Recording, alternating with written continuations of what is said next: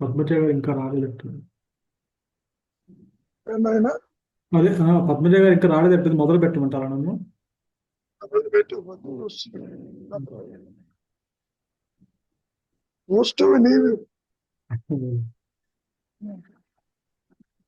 ప్రశ్నించేవాడు తన సమస్యలను తానే పరిష్కరించుకోవలే. ఓకే, ఇక్కడ సమస్య ఏముంటుంది? ఇక్కడ గురువు గారు, ఏ సమస్య ఉంటుంది వాడికి? ముందు సమస్య ఏమిటి, ఎందుకు పరిష్కరించాలి, పరిష్కరించకపోతే వచ్చిన నష్టం ఏమిటి, లాభం ఏమిటి? చెప్పు నాయన. అంటే అదే నేనెవరు అన్న ప్రశ్న వేసుకోవాల్సిన అవసరం లేదు. గురువు గారు, పుట్టిన ప్రతివాడు ప్రశ్నలు వేసుకుంటున్నాడా? నేనెవరిని, నేను లేదు గురువు గారు. కాబట్టి నేనెవరు అన్న ప్రశ్న వేసుకోమని ఎందరు చెప్పినప్పటికీ జీవుడు వేసుకోడు. ఎందుకు వేసుకోడు? ఏ పరిస్థితుల్లో వేసుకుంటాడు? దాని అవసరం ఏమిటి? కాబట్టి ఎవరి సమస్య వారే పరిష్కరించుకోవాలి అనేటువంటి మూల సిద్ధాంతం చెబుతున్నారు ఇక్కడ. అనారోగ్యం వస్తే ఇంకొకరు మందు తీసుకుంటే ఉపయోగం. నీకు దుఃఖం వస్తే ఇంకొకడు నీ తరఫున అనుభవించమంటే కుదరదు. నీ దుఃఖానికి కారణం నువ్వే పరిష్కరించుకోవాలి. నీ ఆకలికి ఆహారం నువ్వే తీసుకోవాలి. నీకు ఆకలి అయితే పక్కవాడిని తినమంటే నీకు ఉపయోగం ఏంటి? ఈ విషయం ఆదిశంకరులు కూడా చెప్పారు నాయన. రోగికి ఔషధం సేవించాలి, డాక్టర్ చెబుతాడు, డాక్టర్ నీ తరఫున తిండు, ఇది నేను తింటున్నాను నీ రోగం తగ్గుతుంది అని అనడు. అంటే ఇక్కడ ప్రశ్న సంగతి పక్కకుంచి ఎవరికి ఏ సమస్య వచ్చినా వారు సాల్వ్ చేసుకోవాలి తప్ప ఇంకొకడు ఎన్ని మాటలు చెప్పినా ఉపయోగము లేదు అని చెప్ప.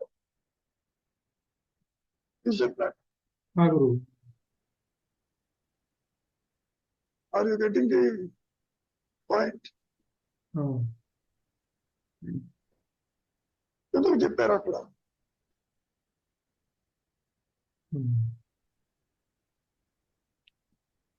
నీ మాట నీ పుత్రుడు వింటలేదు, భార్య వింటలేదు, ఎందరినో కన్సల్ట్ చేస్తావు, ఉపయోగం లేదు. నీ సమస్యని నీవు సాల్వ్ చేసుకోవాలని అర్థం అక్కడ. ఏ సమస్య సరే వాళ్ళకి వాళ్ళే సాల్వ్ చేసుకోవాల్సింది తప్ప వేరే వాళ్ళ నుంచి ఆ సమాధానం దొరకదు. సమాధానం కాదు, వాళ్ళు చేసిన నీకు ఉపయోగం లేదు. గురువు గారు, అవును గురువు గారు. ఆయన ఏ అహంకారం బయటికి అయితే దూకిందో అది సుఖ దుఃఖాలు అనుభవిస్తూ ఉంటుంది. ఎందరూ ఎన్ని రకాలుగా ఓదార్చినా నీవు దానికి ప్రభావితుడు కాలేవు. నీ అంతా నీవు కౌంటర్ థింకింగ్ చేస్తే తప్ప ఆ దుఃఖం నుంచి నువ్వు బయటపడవు. దుఃఖాలు లేని జీవుడు అంటూ ఉండడు ఈ మాయలో. ప్రతి ఒక్కళ్ళకి ఉండి తీరుతుంది నాయన. తీసుకున్నాడు ఒకసారి మెల్లిగా చదువు, ఏమంటారు? ప్రశ్నించేవాడు తన సమస్యలను తానే పరిష్కరించుకోవలే, అందువల్ల తన్నే ప్రశ్నించుకోవడం ఉత్తమం. నేనెవరు అన్నది ఇంకొకరు సమాధానం చెప్పినా నీకు అది ఉపయోగపడదు అంటున్నారు. ఇప్పుడు మనం ఉపయోగపడిందే మహర్షి చెప్పారు, శంకరులు చెప్పారు, అవును. నీవు దేహం కాదు, నీవంటే అదే వాక్యంతో చెప్పుకొచ్చారు. వాళ్ళు ఎంత చెప్పినా నీకు ఆ సూచనలు పనికి రావు. విచిత్రం. నీవు అదేనున్నా దాని బెనిఫిట్ నీకు కలగటంలే. అవును. అంటే ఇక్కడ ఎందుకు చెబుతున్నారు ఈ విధంగా? నీవు మాయలో కూరుకుపోయి, బంధాలలో కూరుకుపోయినప్పుడు నీ అంతటా నీవు బయటికి రావాలే తప్ప ఒకళ్ళు చెబితే నువ్వు రాలేవు. చెప్పారు, బాగానే ఉంది, విచారించు. నీవు దేహమేమో చూడు, చెప్పినప్పటికీ విచారం చేయవలసింది నీవేను, వివేకం పొందవలసింది నీవేను, వైరాగ్యం కావాల్సింది నీకేను.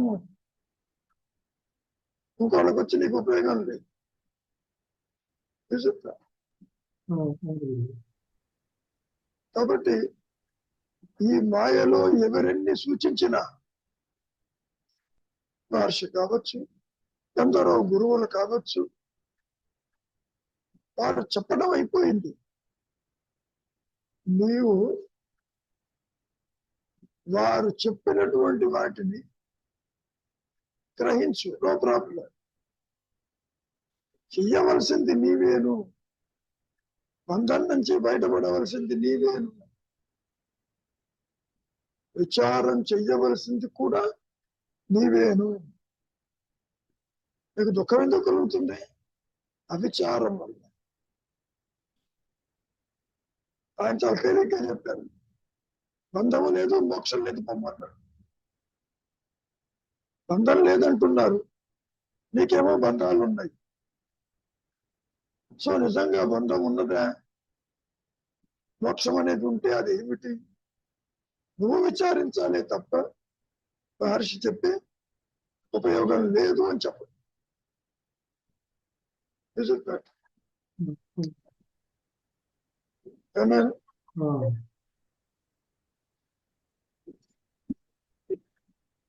మనం వాళ్ళే చేయాలి. వాళ్ళు చేస్తారో లేదో ఎవరికి తెలియదు.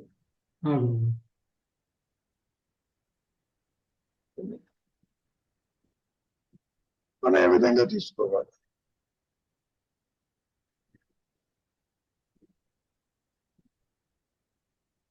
సమస్య బయట నుంచి రావట్లేదు కాబట్టి తన తన లోపల నుంచి సమస్య ఉంది కాబట్టి తనే పరిష్కరించుకోవాలని చెప్తున్నారు.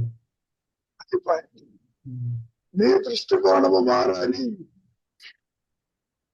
ఎంతసేపు నీ ప్రపంచం అరాచకం ఉందంటారు. ప్రపంచంలో ఉందో లేదో తెలీదు, అరాచకం ఉందో లేదో నువ్వు తెలుసుకోవాలి.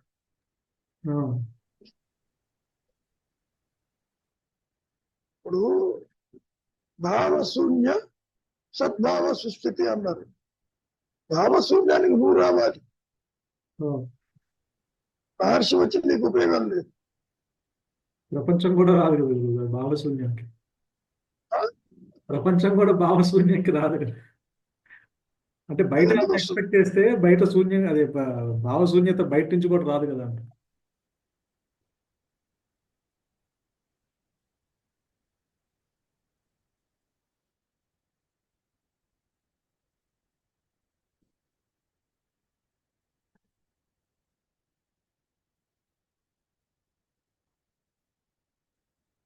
ఇది ఉన్నట్టుండి ఎప్పుడు అదృష్టం అవుతుందో తెలియదు. చెప్పు నాయన. అంటే జగత్తు ప్రపంచం కూడా భావశూన్యత, బయట నుంచి భావశూన్యం అనేది బయట రాదు కదా. ప్రపంచం జగత్తు నుంచి ఏం రాదు కదా అని.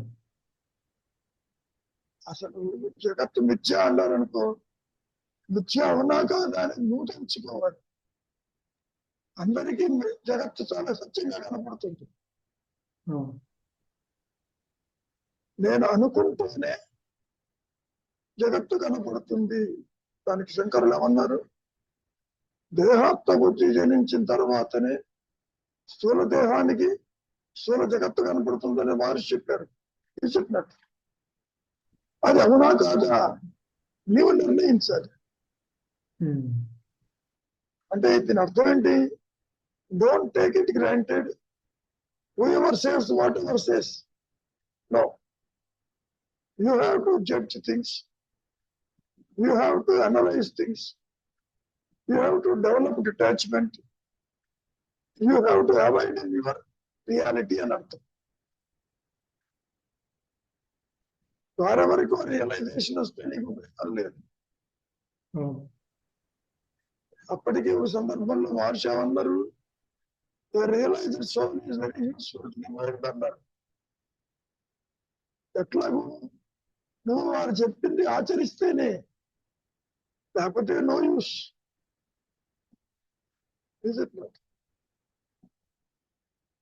నువ్వు విచారించాలి. వాళ్ళు చెప్పడం అయిపోయింది. అప్పటికి ఏమన్నారు? ఆత్మజ్ఞానము గురువు అందించడు. పుస్తకాలు ఎన్నో చదువుతావు, అక్కడ ఉండదు. ఇతరులు నీకు ఇవ్వరు. నీవు నీ సమస్యని సాల్వ్ చేసుకోవాలి. అట్లా ఒకడు బాగా ఆందోళన ఇస్తుంటాడు. నీ ఆందోళన కారణం నీకు తెలుస్తుంది. నువ్వు ఎన్ని టాబ్లెట్లు వేసుకున్నా ఉపయోగం లేదు. థింకింగ్ లో అది మార్పు రావాలి. చెప్పినట్టు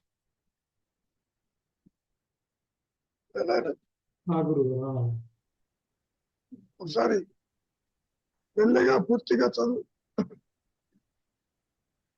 ఎలా సాల్వ్ చేసుకోవాలో చూద్దాం. ప్రశ్నించేవాడు తన సమస్యలను తానై పరిష్కరించుకోవలే. అందువల్ల తన్నే ప్రశ్నించుకోవడం ఉత్తమం. నేనెవరు అన్నది ఇంకొకరు సమాధానం చెప్పినా నీకు అది ఉపయోగపడదు. క్లియర్ గా చెప్పేసారు. అంటే మహర్షికి రియలైజేషన్ అయింది, నాకెందుకు కాలేదు?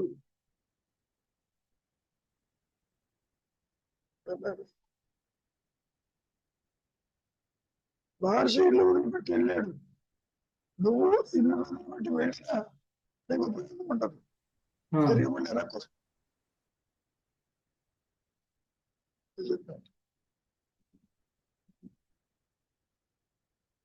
కాబట్టి నీ అప్రోచ్ అట్లా ఉండాలి అని చెప్పు. గురుగారు, నీ అప్రోచ్. సమస్య లేని జీవితాలంటూ ఉండవు. సమస్యలు ఉండి తీరుతాయి. But how to tackle them is with in your reach. పక్క వాళ్ళంతా చెప్పినా నీకు ఉపయోగం లేదని చెప్పడం. ఒక దేహాత్మకే కాదు, మానసిక, భౌతిక, శారీరక, సామాజిక దుఃఖాలు కూడా ఉంటాయి.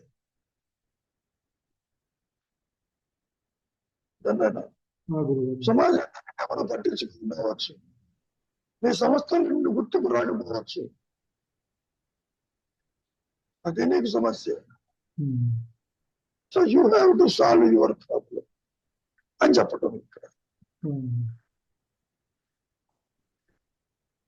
సమస్య కూడా బయట అదైతే సమస్య అనేది అసలు మన చుట్టూ వీడు దుఃఖానికి లోనవుతున్నాడు, లేకపోతే ఒక సందర్భంలో సంతోషానికి లోనవుతున్నా కూడా సమస్య అనేది వాడికి దుఃఖమైన సంతోషమైన వాడి లోపలే కలుగుతున్నాయి, కానీ బయట కలగట్లేదు వాడికి. అంటే వాడి దుఃఖము వాడి లోపల ఆ మనస్సు ద్వారా వాడు అనుభవిస్తున్నాడు, ఆనందాన్ని కూడా వాడి లోపల అనుభవిస్తున్నాడు. అంటే దానికి కారణము అది వాడు లోపలికి తీసుకుంటాం వల్ల వాడికి ఆ సుఖ దుఃఖాలు అనుభవిస్తున్నాడు. బయట నుంచి ఏమి వాడికి అన్యంగా వాడికి ఏమి సుఖ దుఃఖాలు బయట ఒక వస్తువుగా దాన్ని ఏమి అనుభవించట్లేదు గురుగారు. అంటే తన లోపలే జరుగుతుంది అంతా. కాబట్టి తన లోపల జరిగేది తనే సృష్టించుకుంటున్నాడు కాబట్టి తనే సమస్యని పరిష్కరించుకోవాలనిపిస్తుంది. అంటే సృష్టించాడో లేదో తనకు తెలియదు. ఆ, ఇంట్లో 10 మంది ఉంటారు, ఎవరింటి గౌరవించరు. అవును. నువ్వెంత చేస్తావు దాని గురించి ఎవరు పట్టించుకోరు. నువ్వు మదన పడుతుంటావు, నేను ఇంత చేశాను అంత చేశాను, విశ్వాసఘాతకం అంటావు. అవును. ఎందుకని? నీ దృష్టికోణంలో. ఆ. అంటే ఈ జీవుడు ఏదో ఇప్పుడు ఒక వ్యక్తి తన కుటుంబంలో ఏదైనా ఆ, మనకి కోపమైనా లేకపోతే ఒక ఏదైనా బయటకు వచ్చిన క్రోధ రూపంలో ఎందుకు వచ్చిందంటే ఇతనేదో ఎక్స్పెక్టేషన్స్ పెట్టుకుంటాడు అక్కడ, అది రీచ్ కాకపోయేటప్పటికి వెంటనే రియాక్ట్ అవుతాడు గురువు గారు. అంటే వీడి లోపలే జరుగుతున్న క్రియ అదంతా. ఆ, అంటే నీవు ఆశిస్తున్నావు, అవును, అది జరగటం లేదు. జరగట్లేదు, అందుకని వెంటనే రియాక్ట్ అవుతున్నాయి. అంతగా నువ్వు మదన పడుతూ ఉంటావు. నువ్వు మదన పడేదానికి సొల్యూషన్ నువ్వే తెచ్చుకోవాలి తప్ప ఇంకోళ్ళు చెప్తే కుదరదు. అవును. చెప్పు. అవును. గతంలో చెప్పుకున్నాం, ఎవరెవరికి ఏమీ కారు. నీ మాట వాళ్ళు వినాలని ఎక్కడా లేదు. అదేవిధంగా వారు చెప్పిన వాళ్ళు నువ్వు వినాలని లేదు. గురువు. అదే మనిషి అంటారు, ఎవరి మాట నువ్వు వినవద్దు, నువ్వు విచారించు, సత్యమేదో నీవే గ్రహించాలి అని చెప్పు. ఒక్కో సందర్భంలో ఆ సత్యము గ్రహించేటప్పుడు ఎదుటి మాటలు మనం వినప్పుడు అంటే మన గురించి ఆ, రకరకాలుగా అనుకున్నా సరే మనం సత్యం మీదే నిలబడాలి కదా గురువుగారు. అంటే ఇక్కడ ఏంటి, వాళ్ళు అనుకుంటారేమో అని చెప్పి నువ్వు కర్మలు చేస్తున్నావు. అవును. అనుకుంటే ఏమి, లేకపోతే ఏమి, నా పని నేను చేస్తాను అనేటువంటి దృష్టికోణం కనుక నీకు అలవడితే ఎవరు ఎందరేమనుకున్నా ఉపయోగం లేదు. నీకు ఇబ్బంది. దానికి ఉదాహరణ కూడా చెప్పారు, ఏనుగు పోతూ ఉంటే కుక్కలు మరుగుతూ ఉంటాయిట. ఏనుగు is not perturbable by the barkings of the dogs. ఎందుకని? శునకం అరిచింది కదా అని చెప్పి ఇది భయప్రాంతులు కాకుండా పరిగెట్టడం లేదు. Just ignore. ఇక్కడ కూడా ఏనుగులాగా ఎవరెందరు అనుకున్నా నీవు వాటిని పట్టించుకోకపోతే నిన్ను అవి బాధించవు. సో నీ బాధ నుంచి నువ్వు బయటకు వచ్చేది ఎట్లాగు? ఇగ్నోరింగ్. ఇట్లా నువ్వు మాటి మాటికి దాన్నే తెచ్చుకుంటూ రీక్యాప్ చేసుకుంటూ నీవు మదన పడుతూ ఆందోళనకు గురవుతావు అని చెప్పండి. సమస్య నీది, దాన్ని సాల్వ్ చేసుకోవాలి, నీవే సాల్వ్ చేసుకోవాలి అని చెప్పటం. నీ తరఫున ఎవరు కూడా సాల్వ్ చేయలేరు.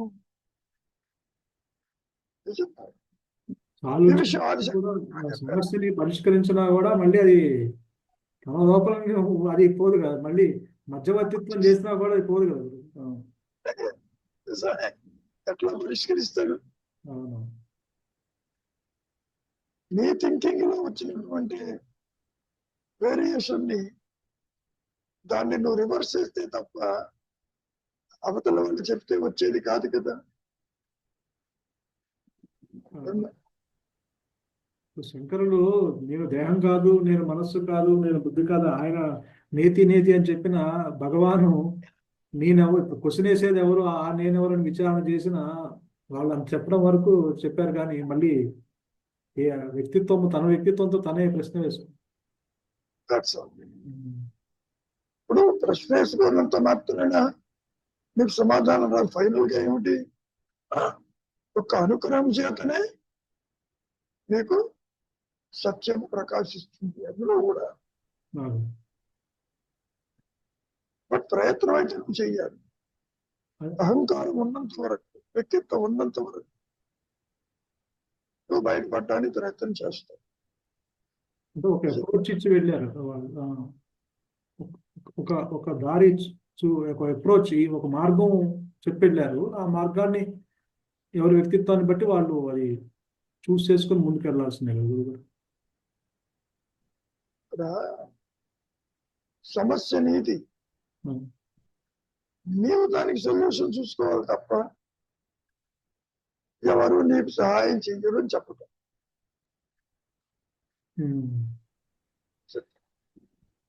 శ్రీనివాసరావు గారు మీరు చెప్పండి.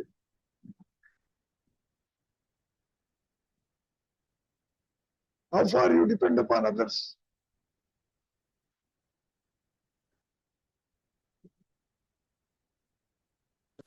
ఎవరి ఆకలి వాళ్ళే తీర్చుకోవాలి.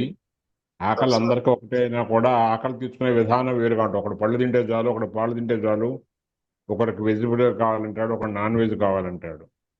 ఇన్ ది సేమ్ వే వారి వారి అవసరాలను బట్టి వారి వారి సొల్యూషన్ ఉంటుంది ప్రాబ్లం బట్టి. గీతలో కూడా అదే చెప్తారు, ఆర్తో జిజ్ఞాసు అర్థార్థి జ్ఞానైతే భర్తృష్టం అని. ఒక్కొక్కడు ఒక రకంగా కోరుకుంటాడు. డబ్బులు కావాలి, ఒకరికేమో తిండి కావాలి, ఒకరికేమో ఇంకోటి కావాలి, జ్ఞానం కావాలి. అట్లా వారికి సంబంధించిన పరిష్కారం వాళ్ళకు ఉంటుంది, వీళ్ళకి సంబంధించిన పరిష్కారం అందరిది ఒకటే కాదు. ఎవరికి తోచిన వాడే. మళ్ళీ అదే గీతలో ఎవరిని వారే ఉద్ధరించుకోవాలని కూడా చెప్పడం జరిగింది కదండి. కనుక ఒకరిది ఒకళ్ళు సూట్ అవ్వదు. ఒక ఆయనకి టైర్ పంచర్ అయింది అనుకోండి, 2 వీలర్ ఆయనకి తీసుకొచ్చి 4 వీలర్ టైర్ పెడితే సూట్ అవ్వదు కదా. ఎవరి టైర్ వాళ్ళకి సరిపోతుంది.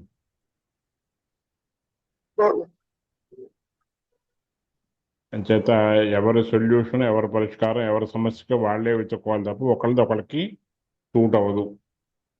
ఎవరు చెయ్యరు కూడా.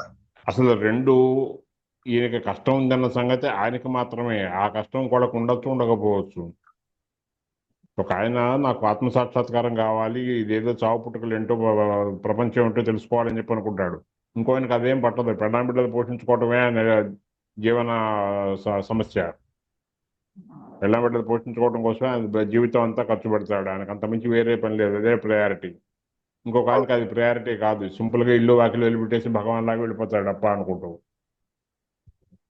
సో అందుకని ఎవరి ప్రయారిటీలు వాళ్ళు ఉంటాయి కాబట్టి వాళ్ళ పద్ధతి ప్రకారం వాళ్ళ ఇదిలో వాళ్ళు వెళ్ళాల్సిన యూనివర్సల్ సొల్యూషన్ అనేది ఉండదు. ఒకవేళ నాకు కష్టం ఉంది అని తెలిస్తే ఆ కష్టానికి ఎలా అధిగమించాలి అన్నది తెలుస్తుంది. ఇప్పుడు నాకు చావు పుట్టుకలు ఉన్నాయి అనుకునేవాడు ఉంటాడు, దాన్ని ఎలా అధిగమించాలనుకుంటాడు. అసలు చావు పుట్టుకలు లేవనుకున్నాడు, అధిగమించడం ప్రశ్న ఎక్కడ? ఆయనకు అసలు ఆలోచన లేదు, దానికోసం కృషి చేయక్కర్లా. అది జ్ఞాని అజ్ఞాని ఇద్దరు కూడా అలాగే ఉంటారు. ఈయన ఈ ఎక్స్ట్రీమ్లో ఉంటాడు, ఆయన ఆ ఎక్స్ట్రీమ్లో ఉంటాడు. పూర్తిగా తెలిసినవాడు నాకేం అక్కర్లే అంటాడు, పూర్తిగా తెలియడు నాకు అదేమిటో తెలియదు, నాకు అవసరం లేదంటాడు ఆయన. ఈ ప్రపంచంతో పని లేదని ఆయన అంటాడు, ప్రపంచంతో పని లేదని ఈయన అంటాడు.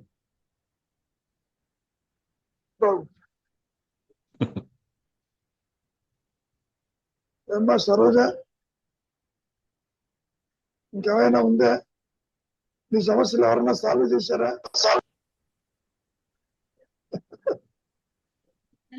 అసలు అది సమస్యనా అని కనుక విచారిస్తే సూపర్.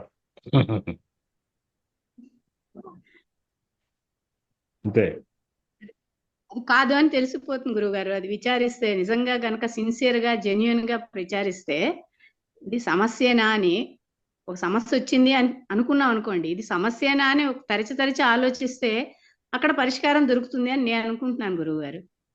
సమస్య ఎవరికి? అది ఎవరికి ఎవరికి సమస్యనా కాదు, సమస్య ఎవరికి? ఆ వాడు ఉన్నాడా? ఇది కదా మేసే బ్రహ్మాస్త్రం, పిచ్చికమే బ్రహ్మాస్త్రం భగవాన్. అవును అవును గురువు గారు.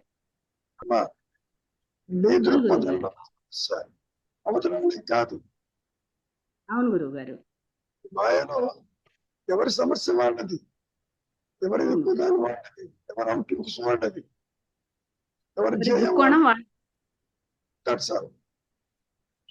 అందుకని చెప్తున్నారు, నీ అంతా నీవే పరిష్కరించుకోవాలి.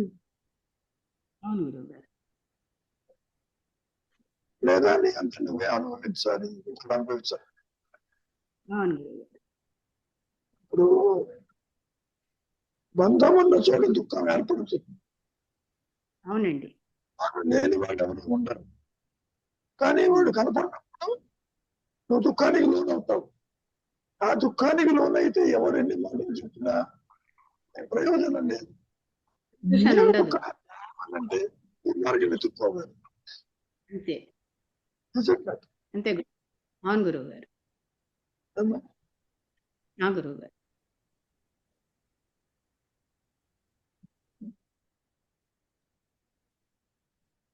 ఇంకేమైనా ఉందా సరోజ? ఇంకేం లేదు గురువు గారు. సమస్య లేదా? పరిష్కారం లేదు. సమస్య లేదు కాబట్టి పరిష్కారం లేదు. అంతే. ఇంకోటి, సమస్య లేక కాదు, సమస్య ఉన్నా దాని మీద దృష్టి లేదు. ఆ గురువు గారు. You are perfectly correct. 100%. ఎన్నో ఉన్నాయి, దృష్టి లేదు, అవును గురించిన చింతన లేదు. అవును భగవానికి ఆ అవును పూట ఏదో గుప్పుడు మెతుకులో దొరికితే భిక్షాటంలో అందులో ఒక లోటా నీళ్లు పోసి అందరికి అదే గంజిని పోసాడు మహానుభావుడు. అందరికి ఇక్కడ నిండిపేశాడు.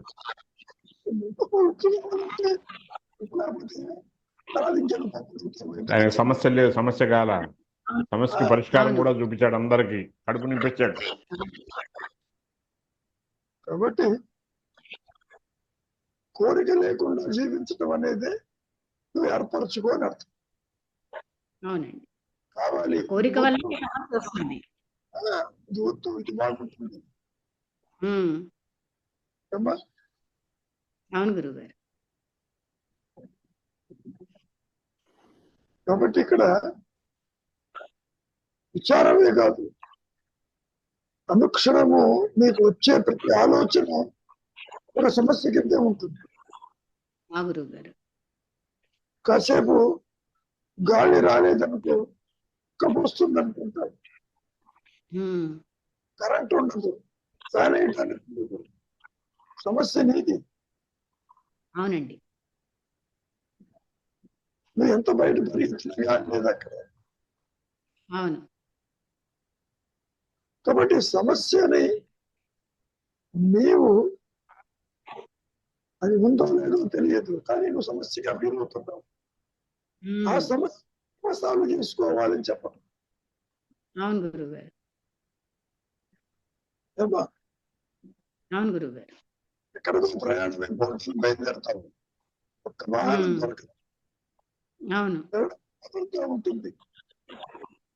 ఏం చేస్తావు? సమస్య నీది. కరెక్టే. ఏం చేస్తావు?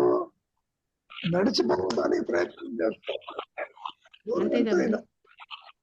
శంకరుని వారు కాళ్ళని నుంచి హిమాలయస్ దాకా గురువును వెతుక్కుంటూ నడిచిపోయినాడు. అవును ఏ కాలేళ్ళలో లేరా గురువులు? ఏమా, అవును గురువు గారు. అసలు ఆ రోజుల్లో వాహనాలు ఎక్కడున్నాయి? కానీ అవును. ధనం కూడా వాహనం అవును ఎక్కలేదు. అవును కాలి నడకన బయలుదేరింది. అవునండి. అది కూడా చాలా చిన్న వయసులో. అవునండి. కాబట్టి నీ సమస్యని నీవే పరిష్కరించుకోవాలి. పోవాలనేది ఇక్కడ మెయిన్ పాయింట్. అవును గురువు గారు. ఎందుకని నువ్వు ఆశిస్తున్నావు కాబట్టి అది సమస్య అయిపోతుంది.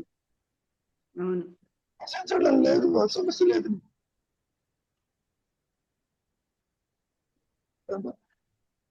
ఆ గురువు గారు. నిన్ను బంధించేది నీ కోరికలు, నీ వాసనలు, నీ ఆలోచనలు. అంతే. అవును గురువు అంటే గారు.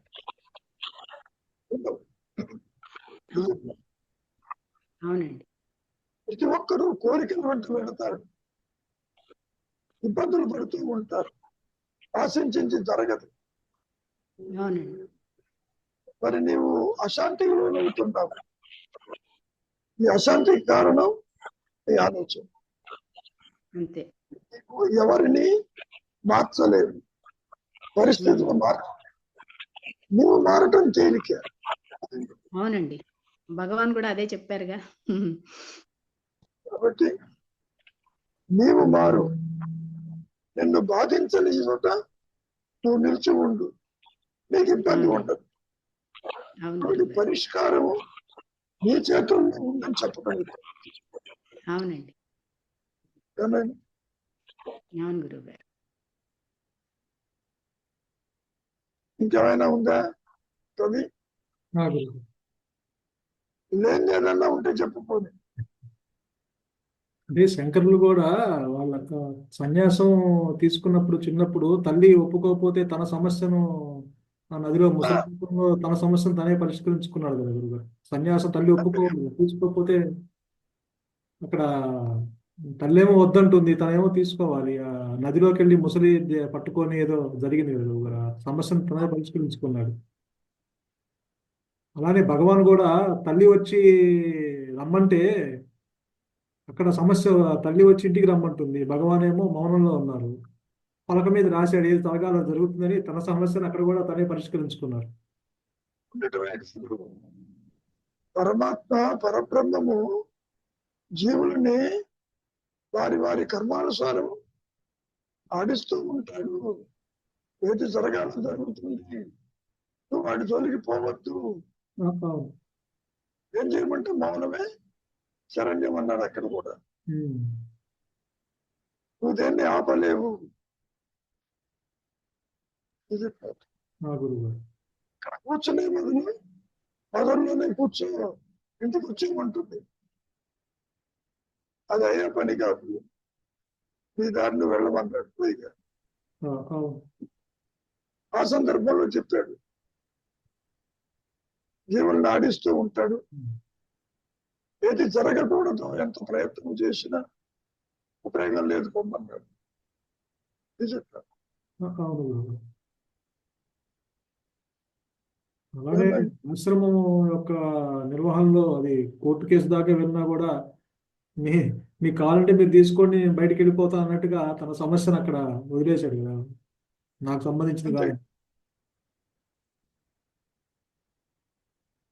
కాదు. కాబట్టి సమస్య పరిష్కారానికి ఇంకో సమస్య పరిష్కారం కాదది.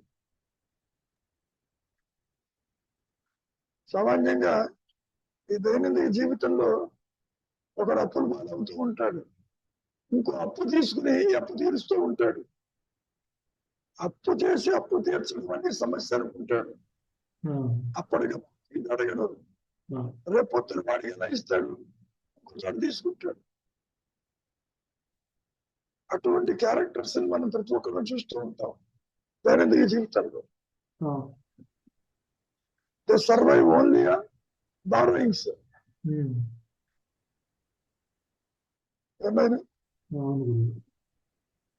మీరు అన్నట్టు సమస్య ఒకవేళ అంటే ఫిజికల్ గా మనకి భౌతికంగా సమస్య ఉన్నా కూడా ఆ దృష్టికోణం దాని మీద లేకపోతే అది బాధించదు.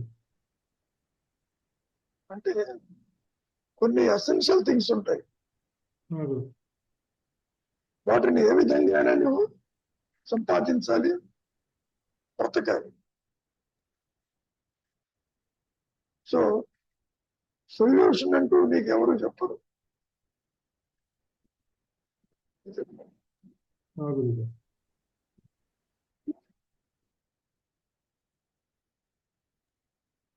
ఇంకేమైనా ఉన్నాయా?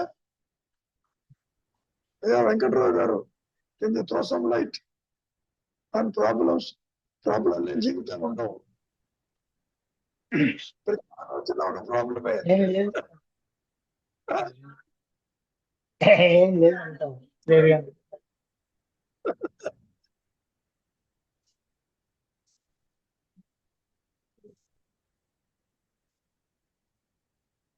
ఈ మాట ఎందుకు అంటున్నారంటే మహర్షులు వారు, నీవు దేహము కాదు.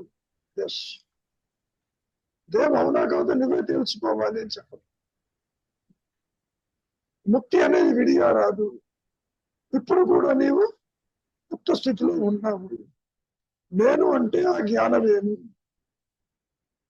ఇది అది అని కనుక నీవు ఉండకపోతే, ఆలోచన రాకపోతే ఉన్న సత్యము నీకే అవగతం అవుతుంది విచారించి. అట్లా ఎంత అనుగ్రహం చేత అన్నప్పటికీ ప్రయత్నం చేయవలసింది నీవే. నీళ్ళల్లో మునిగిపోయేవాడు బయటికి రావడానికి విశ్వ ప్రయత్నం చేస్తాడు. అట్లాగే ఈ సంసారం అనేటువంటి సాగరంలో మునిగిపోతున్నవాడు తేలటానికి, అంటకుండా ఉండటానికి తాను ప్రయత్నం చేయాలి, తప్పదు.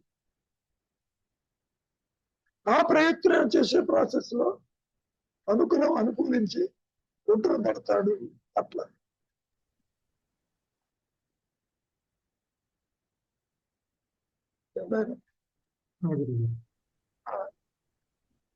కొంత కృషి అయితే జరపాలి. అంటే తన తన లోపలికి అదే అంతర్ముఖం అవ్వాలన్నా తను చేయాల్సిందే కదా గురుగారు. అదే కదా. ఉమ్. ఇప్పుడు చింతా విహీనము అంతర్ముఖం అన్న వృత్తి రాహిత్యమైన నువ్వు చెయ్యాలి. చెయ్యంగా నీకు రిజల్ట్ రాదు, అది వేరే సంగతి. వృత్తి రాహిత్యం అని చెప్పినప్పటికీ నీవు అహంకారాన్ని బట్టి వేలాడుతూ ఉంటావు. ఇంకా రాలేదు, ఇంకా రాలేదు, ఇంకా రాలేదు, కొత్తగా వస్తుందంటాడు. కొత్తగా ఏది రాదు అన్నాడు పైగా. ఇప్పుడు కూడా నీవు అదే నువ్వు అని చెప్పు. వెంటనే నువ్వేమంటావు? అదే కనుక నేనైతే నాకెందుకు తెలియదు. కాబట్టి తెలియటానికి నువ్వు ప్రయత్నం చేయాలి, అడ్డు తొలగించాలిగా. ఈ సందర్భంలో ఒకటి చెప్తారు, కాళ్ళలో ముళ్ళు గుచ్చుకుంటుంది. ఆ ముళ్ళు తీయటానికి ఇంకో ముళ్ళు తీసుకుని దాన్ని తొలగించి రెండు పారేస్తున్నప్పుడు సొల్యూషన్ ఈ చేతిలోనే ఉంది. ఏ ఆలోచన అయితే నీకు బంధాన్ని కలిగిస్తుందో మరొక ఆలోచనతోటి బంధరహితం అవుతున్నావా లేదా? నేను చెప్పిన కాబట్టి నీవు నీ ఆలోచనే నీకు సమస్య. ఆ ఆలోచనని తొలగించుకోవాల్సింది నీవే, నీ చేతుల్లో ఉన్నది అని చెప్పటం. నీ తరఫున ఎవరు చేసినా ఉపయోగం లేదు.